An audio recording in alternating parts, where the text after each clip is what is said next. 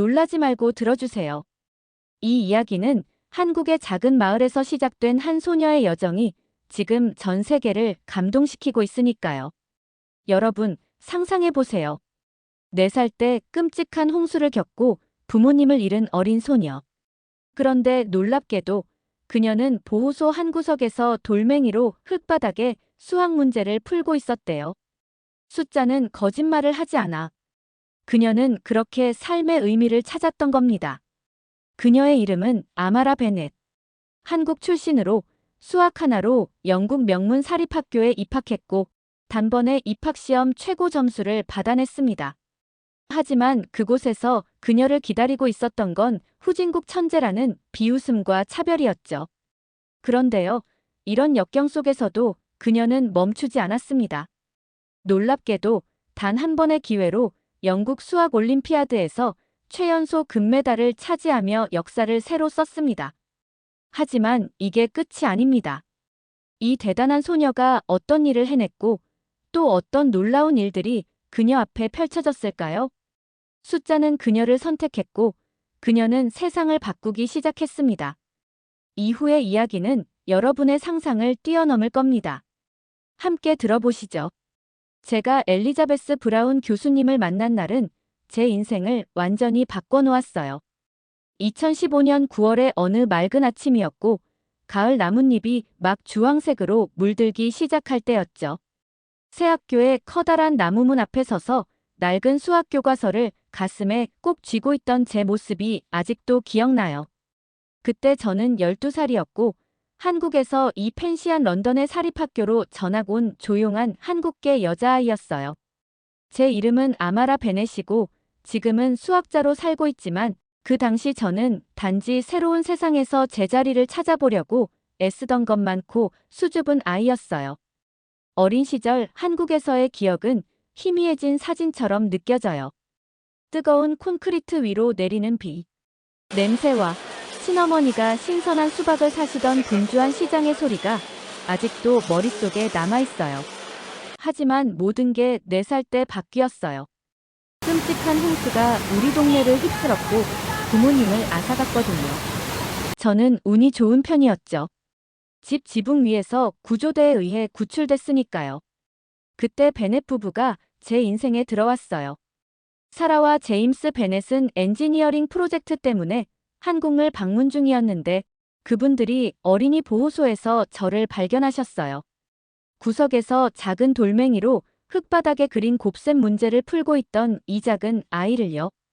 입양아버지 제임스는 지금도 그때 얘기를 자주 하세요.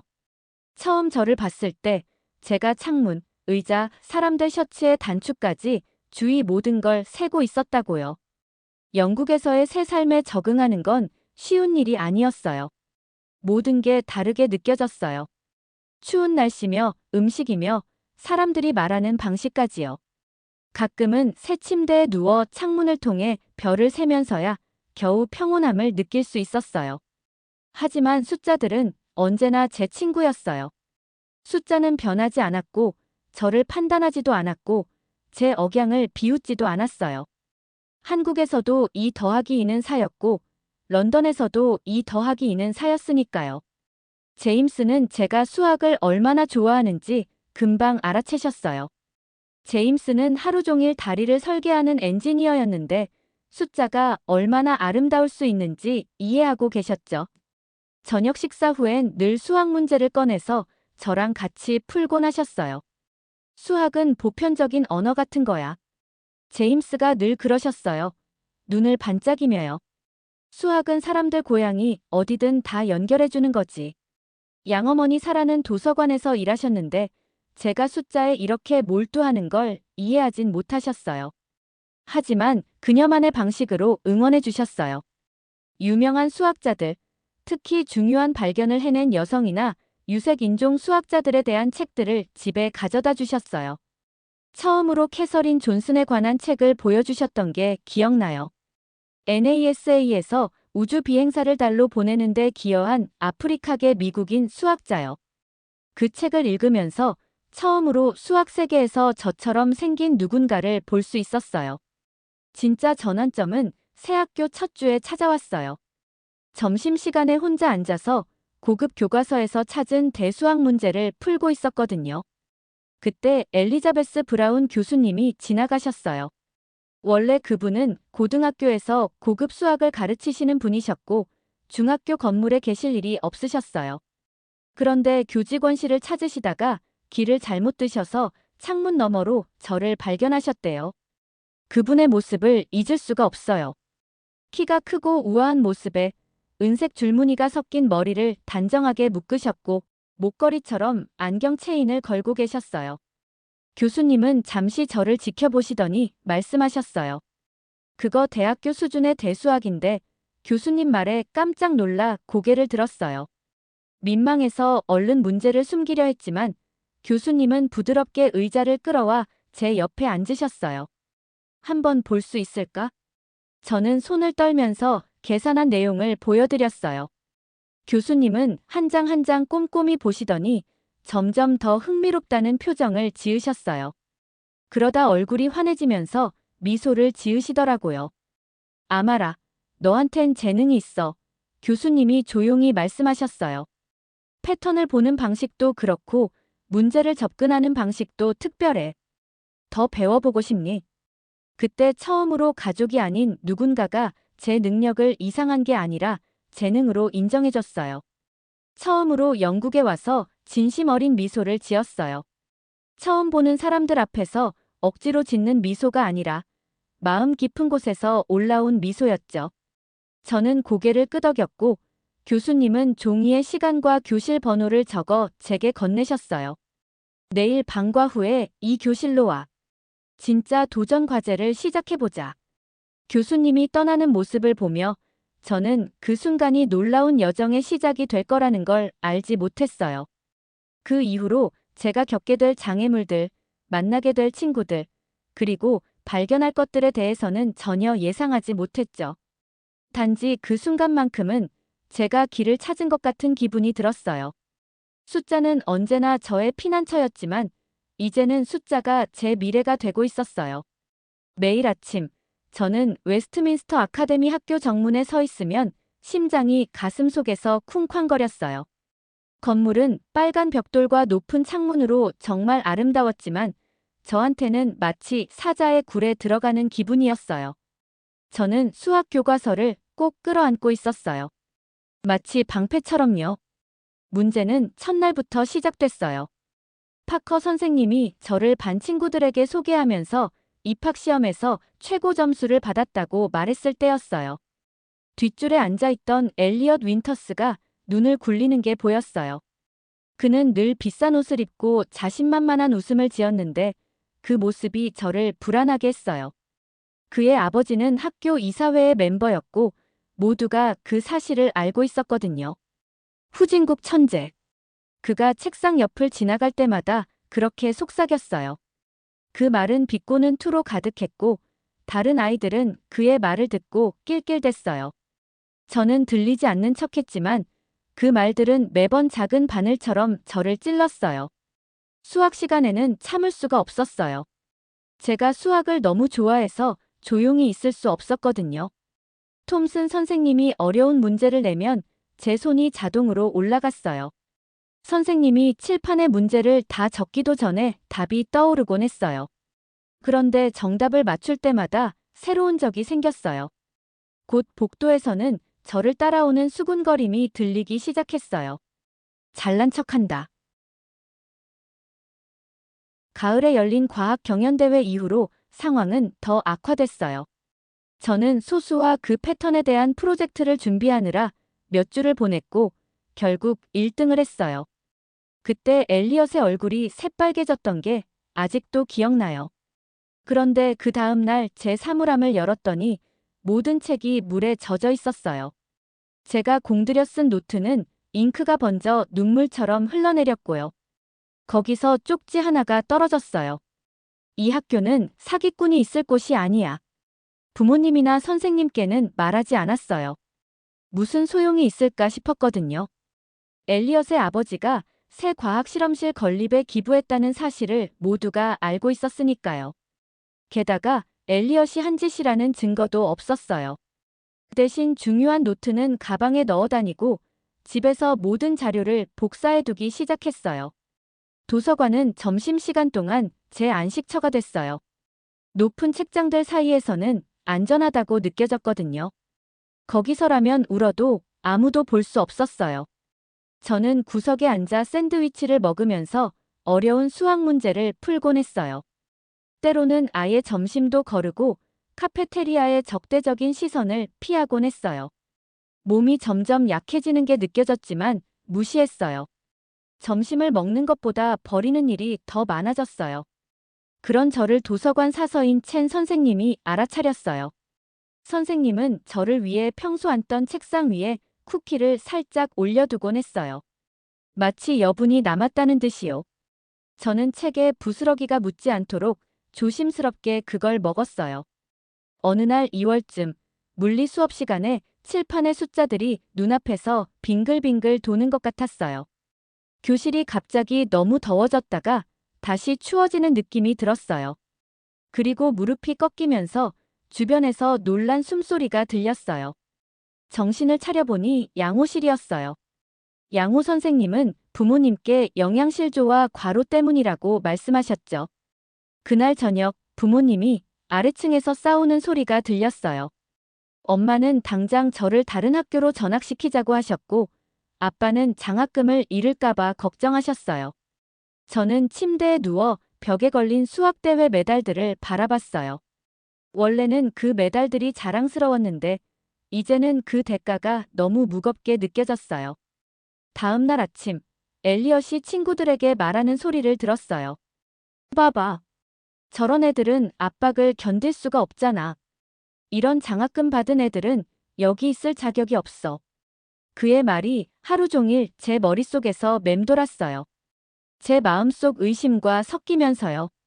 어쩌면 그가 맞을지도 모르겠다고 생각했어요. 어쩌면 제가 정말로 여기에 어울리지 않는 걸지도요. 그런데 그날 밤 방에서 방정식을 풀던 중에 제 친엄마가 했던 말이 떠올랐어요. 숫자는 거짓말을 하지 않아. 아마라. 숫자는 내가 어디에서 왔는지는 신경 쓰지 않아. 저는 손가락으로 방정식을 따라 그리면서 그 속에서 위안을 찾았어요. 수학에는 편견도, 비난도, 괴롭힘도 없었어요. 오직 순수하고 아름다운 진실만 있을 뿐이었죠. 그때는 몰랐지만 이곳 웨스트민스터 아카데미에서의 저는 지금이 가장 바닥이었어요. 가끔은 바닥을 쳐야 다시 일어설 수 있는 법이죠. 그리고 저는 일어설 거예요.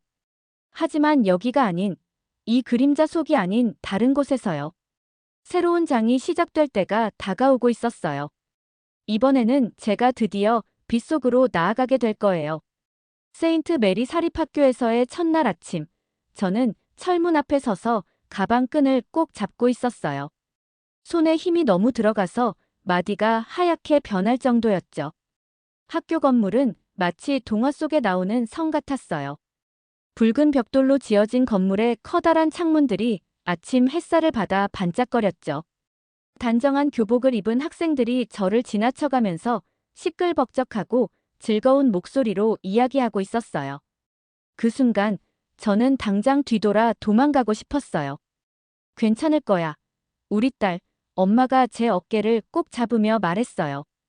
엄마의 향수는 바닐라처럼 달콤하고 안정감을 주는 냄새였어요.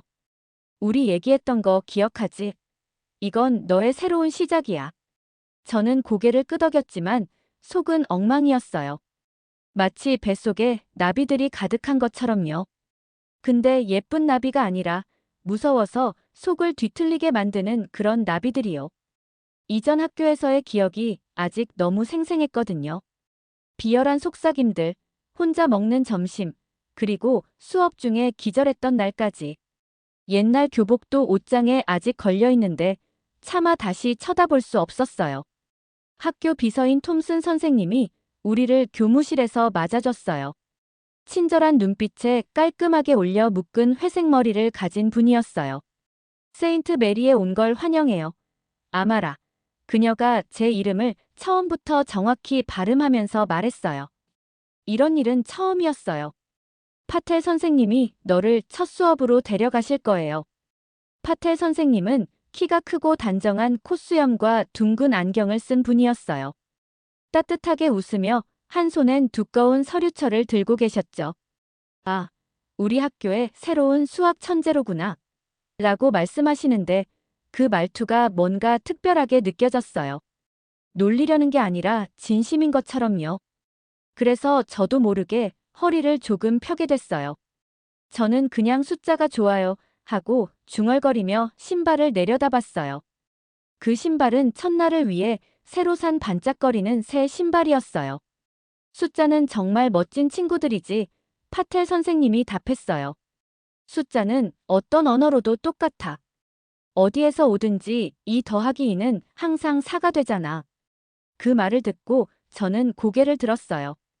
그런 식으로 생각해 본 적은 없었거든요. 제 첫 수업은 고급 수학 시간이었고 파텔 선생님이 담임이셨어요. 저에게 창가 자리로 앉으라고 하셨는데 햇살이 제 책상을 따뜻하게 비추더라고요. 제 옆자리에 앉은 여자애는 긴 갈색 머리에 곰 모양의 은색 펜던트를 목에 걸고 있었어요. 그녀는 미소를 지으며 소피아야 라고 속삭였어요. 잠깐 동안 저는 얼어붙었어요.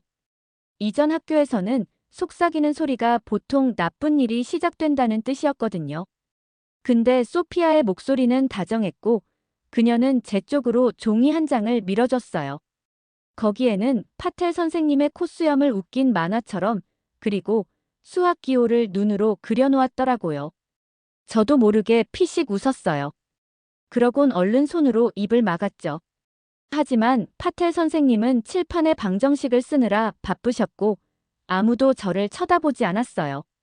그게 평범하게 느껴졌어요. 점심시간에는 소피아가 저를 자기 자리로 초대했어요.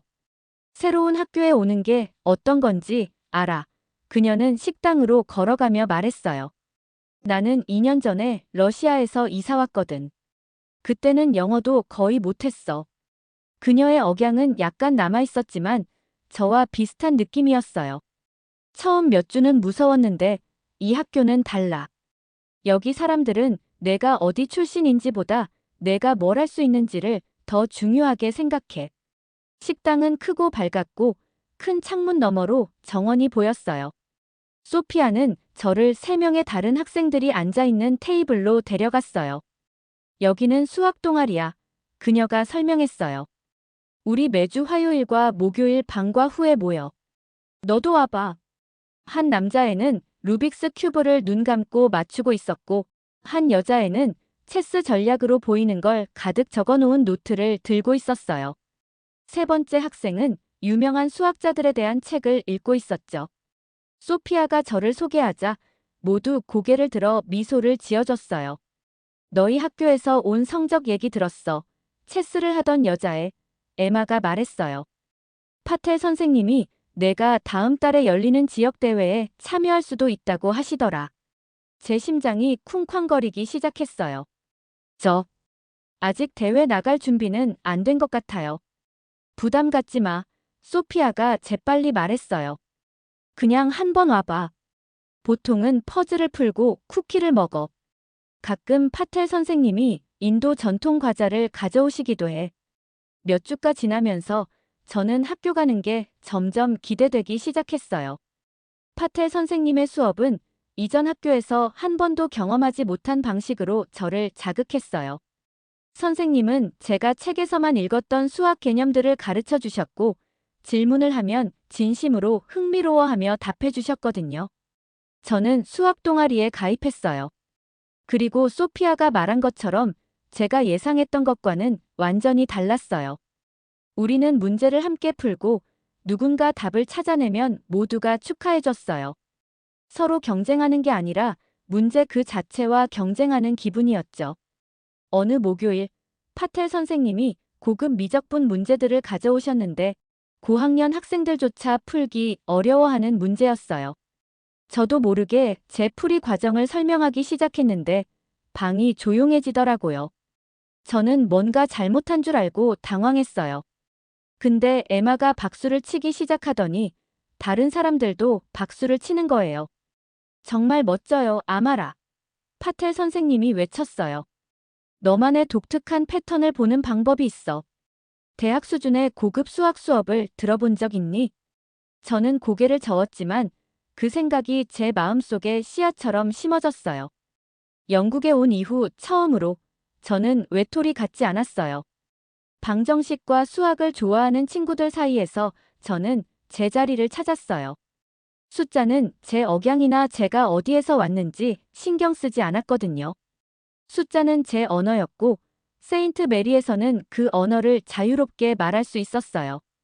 그날 밤, 저는 아빠에게 전화해서 수학 동아리에 대해 얘기했어요. 아빠는 조용히 듣고 계시다가 이렇게 말씀하셨어요. 우리 딸, 학교에 이렇게 신나하는 목소리를 듣는 게 몇 년 만인지 모르겠구나. 너 정말 내 자리를 찾은 것 같아. 아빠 말씀이 맞았어요. 세인트 메리는 단순히 새로운 학교가 아니었어요. 새로운 시작이었죠. 그리고 오랜만에 저는 이 길이 어디로 이어질지 기대가 됐어요. 그날이 아직도 선명하게 기억나요. 10월 15일이었죠. 교실 창밖으로는 가을 낙엽이 떨어지고 있었고, 우리는 특별 강연을 해주실 강사를 기다리고 있었어요. 데니얼 러셀 교수님은 수론 분야에서 유명한 분이었고, 그분이 들어오시자 모두 자세를 바로 하고 앉았어요. 그런데 교수님은 제가 예상했던 모습과 완전히 달랐어요. 딱딱한 정장 차림의 나이든 학자 모습이 아니라 밝은 파란색 스웨터에 청바지를 입고 계셨거든요. 헝클어진 회색 머리칼 때문에 마치 친근한 할아버지처럼 보였어요. 그런데도 세계적으로 유명한 수학자라는 게 믿어지지 않을 정도였죠. 칠판에 수식을 적어가며 강의를 시작하실 때 교수님의 눈은 흥분감으로 빛나고 있었어요. 저는 교실 세 번째 줄에 앉아서 열심히 필기를 하고 있었어요. 강의 주제는 소수와 그 패턴에 대한 내용이었는데 우리가 평소에 배우던 것보다 훨씬 고급스러운 내용이었어요. 대부분의 반 친구들은 혼란스러워 보였지만 저는 마치 제가 쓰는 언어로 된 음악을 처음 듣는 기분이었어요. 그러다 그걸 봤어요. 러셀 교수님이 소수 분포에 관한 복잡한 수식을 적어 내려가시던 중이었는데 뭔가 이상했어요. 심장이 빠르게 뛰기 시작했어요. 수식에 작은 오류가 보였거든요. 계산 중간에 두 변수의 위치가 뒤바뀌어 있었어요. 저도 모르게 손이 들썩였지만 두려움에 결국 올리지 못했어요. 혹시 틀리면 어떡하죠? 모두가 저를 비웃으면 어떡하죠? 옆에 앉아있던 소피아가 제 초조한 모습을 눈치채고 속삭였어요. 왜 그래? 수식에 오류가 있는 것 같아. 제가 조용히 대답했어요. 그럼 말해봐. 너 보통 이런 거 맞잖아. 그녀가 용기를 주며 말했어요. 그런데도 저는 망설였어요. 예전에 다녔던 학교에서 비웃음 당했던 기억이 스쳐 지나갔거든요. 하지만 그때 파텔 선생님의 말씀이 떠올랐어요. 수학은 맞고 틀리고의 문제가 아니야. 진실을 찾는 과정이지. 깊게 숨을 들이마시고 천천히 손을 들었어요. 러셀 교수님이 말을 멈추고 저를 바라보셨어요. 네. 질문 있나요? 제 목소리는 제가 의도했던 것보다 더 작게 나왔어요. 교수님, 저기 수식에 작은 오류가 있는 것 같아요. 교실은 완전히 조용해졌어요. 모든 시선이 저에게 쏠리는 게 느껴졌어요. 오, 교수님이 안경을 고쳐 쓰시며 말씀하셨어요. 어떤 부분인지 설명해 보세요. 저는 떨리는 다리로 천천히 일어섰어요. 그리고 칠판을 가리키며 말했어요. 세 번째 줄에서 X랑 Y가 서로 바뀌었어요. 원래 위치대로 하면 패턴이 더 명확하게 보이고 이전의 소수 간격 이론과도 일치해요. 교수님은 칠판 앞으로 다시 가서 수식을 유심히 살펴보셨어요. 정적은 몇 시간처럼 길게 느껴졌어요. 그리고는 갑자기 교수님이 환하게 웃으셨어요. 이거 참. 교수님은 손뼉을 치며 말씀하셨어요. 정말 정확해요.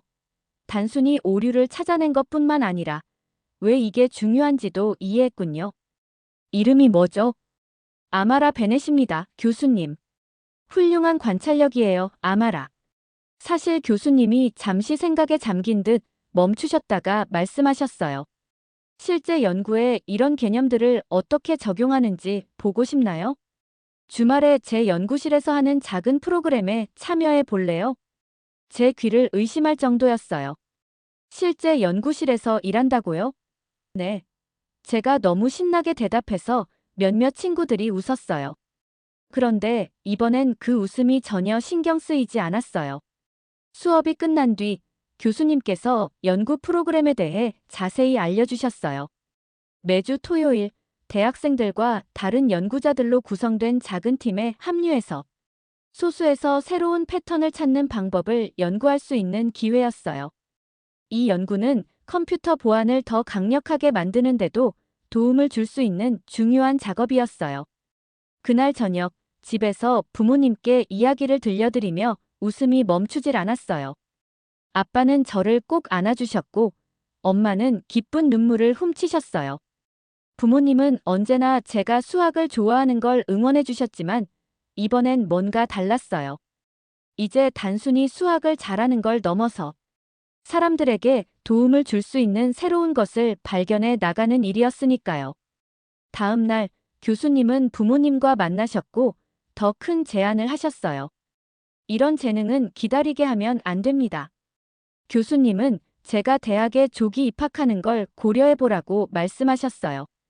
먼저 영국 수학 올림피아드에서 그녀가 어떻게 하는지 봅시다. 교수님이 보여주신 올림피아드 기출문제는 정말 어려워 보였어요. 제가 해본 문제들 중 가장 어려운 수준이었죠. 하지만 이번엔 자신이 있었어요. 저는 더 이상 한국 출신의 조용한 소녀도 아니었고 입양된 딸로서 어떻게든 적응하려 애쓰는 아이도 아니었어요. 이제 저는 수학자였고 어떤 퍼즐이든 풀 준비가 되어 있었어요. 그날 밤 늦게까지 연습 문제를 풀었어요. 하나하나의 수식이 마치 열쇠가 되어 새로운 미스터리와 발견으로 이어지는 문을 여는 것 같았어요. 마침내 잠에 들었을 땐 숫자들이 제 꿈속에서 춤을 추고 있었고 제 인생이 완전히 달라졌다는 걸 알 수 있었어요. 영국 수학 올림피아드가 열리는 아침, 신발끈을 묶으면서 제 손이 떨렸어요.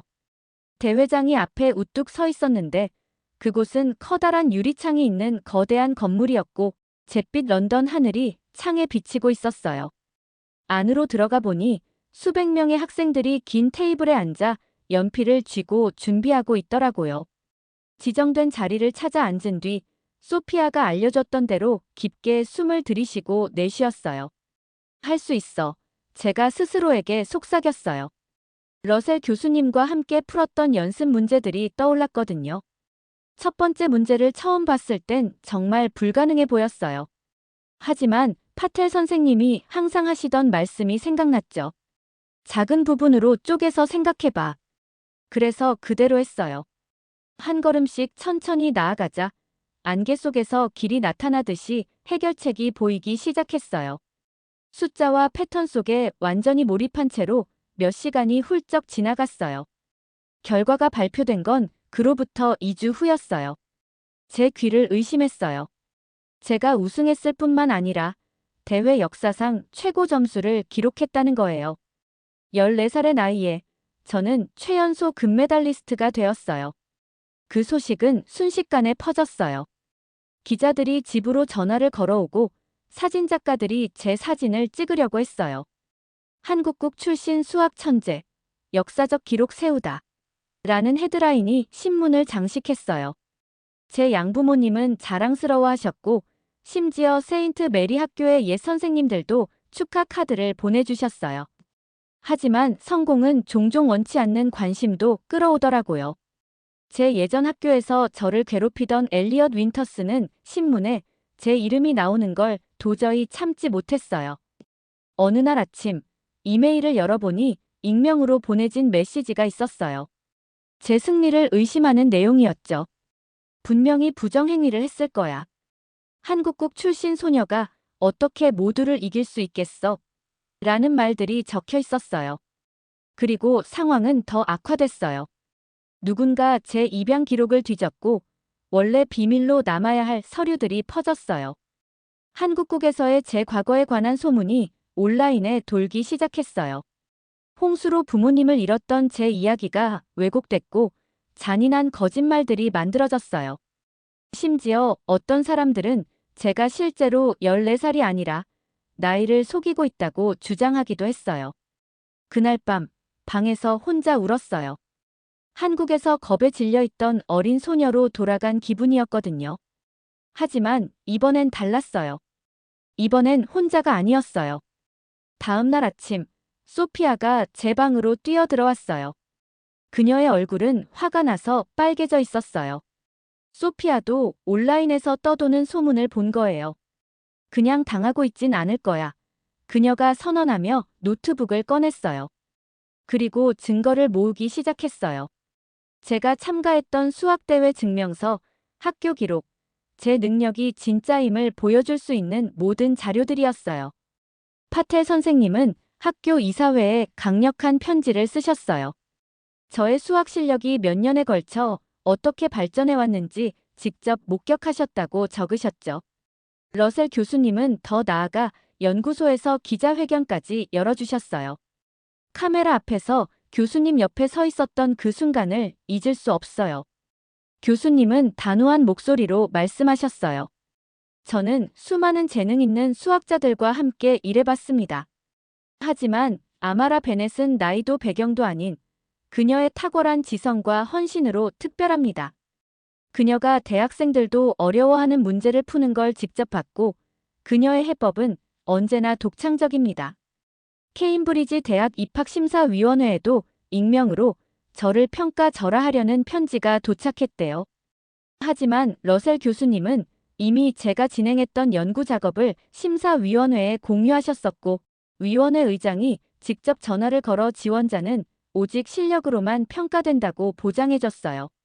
수학 동아리 친구들은 해시태그 AMARAEQUATION이라는 소셜미디어 캠페인을 시작했어요. 제가 그들에게 어려운 개념을 이해할 수 있도록 도왔던 이야기들, 어린 학생들과 늦게까지 문제를 풀었던 일들을 공유했죠. 심지어 제 옛 괴롭힘을 당사자들의 친구들조차도 그런 비열한 행동에 역겨움을 느끼고 그들에게 등을 돌렸어요. 가장 놀라웠던 지원은 엘리엇의 어머니, 윈터스 부인으로부터 나왔어요. 그녀는 어느 저녁 눈물을 머금고 우리 집에 찾아왔어요. 정말 미안해요. 그녀가 말했어요. 우리 아들과 남편이 한 일이 잘못됐어요. 그녀는 그들이 제 입양 기록을 유출한 장본인임을 증명하는 문서를 가져왔어요. 그녀가 제공한 증거 덕분에 학교 이사회는 조사에 착수했어요. 그 모든 상황 속에서도 저는 계속 문제를 풀었어요. 하나하나의 방정식과 증명들이 거짓말에 맞설 수 있는 제 방패가 되었죠. 숫자는 당신의 피부색이나 출신을 따지지 않아요. 오직 당신의 해답이 옳은지 아닌지만 볼 뿐이에요. 조사가 끝나고 제 결백이 완전히 입증되었을 때 저는 이미 더 어려운 수학적 도전에 몰두하고 있었어요. 괴롭히는 사람들은 제 과거를 이용해 저를 해치려 했지만 그들은 몰랐어요. 제 과거가 바로 제 힘이라는 걸요. 부모님을 잃은 일부터 새로운 언어를 배우는 일까지 제가 극복해온 모든 장애물들이 저를 더 강하게 만들어줬어요. 제 금메달은 지금 제 책상 위에 놓여 있어요. 친부모님 사진과 입양 가족 사진 옆에요. 가끔 특히 어려운 문제를 마주할 때면 이 여정을 떠올리게 하는 그 사진들을 봐요. 그리고 다시 기억해요. 모든 도전에는 해답이 있다는 걸요. 단지 용기를 내어 한 걸음씩 풀어나가야 한다는 것 뿐이에요. 케임브리지에서의 첫 아침, 저는 철문 앞에 서 있었어요. 심장이 빠르게 뛰었고 가을바람은 황금빛 나뭇잎 사이로 사르르 지나가더라고요. 학생들은 가방과 책을 들고 저를 스쳐 지나가면서 바삐 움직였고요. 저는 차가운 철문을 손으로 만지면서 한국의 작은 교실에서 여기까지 어떻게 왔는지 떠올렸어요. 들어갈 거예요? 뒤에서 들리는 다정한 목소리에 돌아보니 빨간 곱슬머리의 키 큰 여학생이 서 있었어요. 저는 엠마예요. 수학과 1학년이에요. 당신이 아마라죠? 신문에서 봤어요. 그녀의 따뜻한 미소에 고맙다는 마음이 들었어요. 엠마와 함께 철문을 지나 마당 안으로 걸어 들어갔어요. 오래된 석조 건물들이 마치 부드럽게 감싸주는 거인처럼 주변에 서 있었고 창문에는 아침 햇살이 반사되고 있었어요. 잔디밭에 앉아 웃고 대화하는 학생들도 있었고 어떤 학생들은 노트북을 두드리거나 커다란 책을 나무 그늘 아래서 읽고 있더라고요. 제 첫 수업은 원형 강의실에서 있었어요. 나무로 된 좌석들이 극장처럼 둥글게 배치되어 있었고요. 너무 앞자리는 부담스러울 것 같아서 중간쯤 되는 자리에 앉았어요. 다른 학생들이 하나둘 들어오는데 제가 몇 년은 제일 어린 것 같더라고요. 몇몇은 저를 호기심 어린 눈으로 쳐다봤지만 대부분은 노트 세팅하느라 바빴어요. 고급 미적분학 수업을 맡으신 매튜스 교수님이 강의실로 들어오셨는데 낡은 트위드 재킷을 입으셨더라고요. 회색 머리카락은 온갖 복잡한 수식을 고민하다가 계속 머리를 쥐어뜯으신 것처럼 여기저기 삐져나와 있었어요. 케임브리지에 온 걸 환영합니다. 교수님 목소리는 친절하면서도 진중했어요. 여기서는 단순히 수학을 배우는 게 아니라 수학을 발견하는 겁니다. 그 말을 듣고 저도 모르게 자세를 바르게 했어요. 예전 학교에서는 숫자를 좋아하는 걸 숨겨야만 했는데 여기서는 그런 사랑을 당연하게 생각하고 심지어는 칭찬해 주더라고요. 매튜스 교수님이 칠판에 복잡한 수식을 적으실 때마다 제 가슴속에서는 익숙한 흥분감이 차오르는 걸 느꼈어요. 연필을 쥔 제 손은 노트를 빠르게 채워갔어요. 수업이 끝난 뒤 엠마가 도서관에서 하는 스터디 그룹에 저를 초대했어요.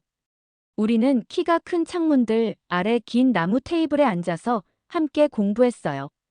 도서관은 오래된 책들과 광택제 냄새가 섞여 있었고 연필이 사각거리는 소리와 가끔 들리는 속삭임만이 고요를 깼어요. 그날 저녁 입양해주신 부모님과 화상 전화를 했어요. 제가 기숙사 방을 보여주자 엄마의 눈에는 기쁨의 눈물이 맺혀 있었고 아빠는 자랑스러운 표정으로 계속 수업에 대해 물으셨어요. 우린 내가 해낼 줄 알았단다. 얘야. 아빠가 웃으면서 말씀하셨어요. 내가 처음으로 내가 준 퍼즐을 풀었을 때부터 말이야. 몇 주가 지나면서 저는 조금씩 일상에 적응해 갔어요. 아침엔 강의를 듣고 오후엔 스터디 그룹에서 공부하고 저녁에는 여전히 멘토인 러셀 교수님과 연구를 했어요. 제 방은 작은 성소처럼 변했어요. 벽에는 수학 포스터들을 붙여놨고 책상에는 고향을 떠올리게 해주는 작은 한국 국기를 두었어요. 어려운 날도 있었어요. 고급 이론 수업 중에 한 학생이 걔는 다양성을 맞추려고 데려온 거야 라고 중얼거렸을 때 예전처럼 움츠러드는 대신 손을 들고 나가서 모두를 난처하게 만든 문제를 칠판에 풀었어요. 윌리엄스 교수님이 만족스럽다는 듯 고개를 끄덕이셨고 그 학생은 얼굴이 빨개졌어요. 첫 학기가 끝날 때쯤 저는 새 과목에서 최고 점수를 받았어요. 하지만 그보다 더 중요한 건 제자리를 찾았다는 거였어요. 스터디 그룹 친구들은 제 나이나 배경에 신경 쓰지 않았어요. 오로지 제 아이디어와 저라는 사람 자체만 봐줬어요. 엠마와 저는 자주 밤늦게까지 핫초코를 마시며 수학 이론에 대해 얘기하다가 머리가 터질 것 같은 느낌이 들곤 했어요. 눈이 부드럽게 내리던 어느 12월의 추운 저녁, 저는 일기를 꺼내 이렇게 썼어요. 나는 아마라 베넷. 나는 한국인이자 영국인이다. 나는 수학자다. 하지만 무엇보다도 나는 나 자신이다. 그 글을 바라보며 미소가 지어졌어요. 한국의 겁 많던 어린 소녀가 결국 숫자와 수식의 세계에서 케임브리지의 강당에서 그리고 자신의 강인함 속에서 자신의 자리를 찾았다는 걸 깨달았거든요. 앞으로 가야 할 길엔 새로운 도전들이 기다리고 있을 거예요. 하지만 저는 준비가 되어 있었어요. 풀어낸 하나하나의 수식이 제 여정의 한 걸음 같았으니까요. 창밖으로 눈이 케임브리지 마당을 하얀 겨울 동화처럼 만들어가는 모습을 보면서 이게 제 이야기가 시작되는 곳이라는 걸 알았어요.